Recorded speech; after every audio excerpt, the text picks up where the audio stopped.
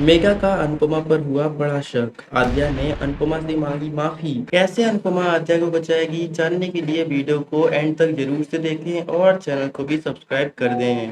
आज के एपिसोड में हम देखते हैं कि अनुपमा मेगा के घर आद्या को लेने चली गई है, लेकिन आद्या के घर में ना होने के कारण वो वहां पर थोड़ी देर रुकी होती है।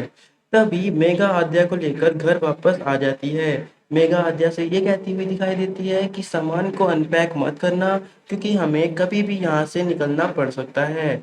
इसके बाद जिस खिड़की से अनुपमा घर के अंदर आई थी, उस खिड़की पर मेगा के पति का ध्यान जाता है।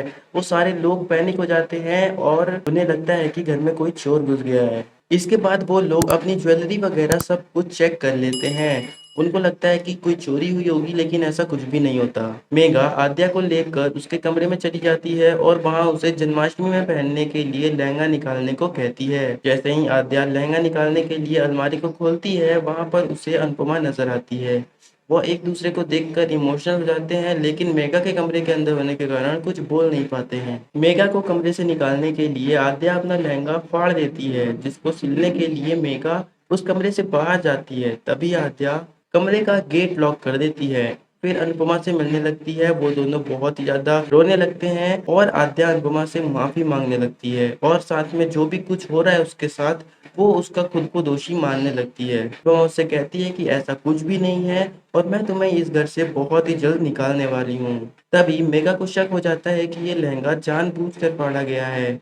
ये देखकर मेघा आद्या के कमरे में तेजी से आती है, लेकिन आद्या ने कमरे का गेट लॉक कर लिया था। इस वजह से वो थोड़ा सा और शक करने लगती है। आद्या कमरे के गेट खोलने के लिए थोड़ी सी देरी करती है, जिससे मेघा को और शक हो जाता है और मेघा आद्या को कुछ कहने ही वाली होती है कि आद्या उस बात को काट कर ये कहने लगती है कि आप मेरे लिए तो नया लहंगा ला ही दोगे ना। और उसे उस कमरे से निकालते हुए ये भी कहती है कि मुझे बहुत तेज भूख लगी हुई है, मुझे खाना खाना है। उसके बाद अनुपमा उस कमरे से निकल जाती है और उसके आगे का सीरियल जो भी होगा वो तो हमें पता चल ही जाएगा नेक्स्ट एपिसोड में।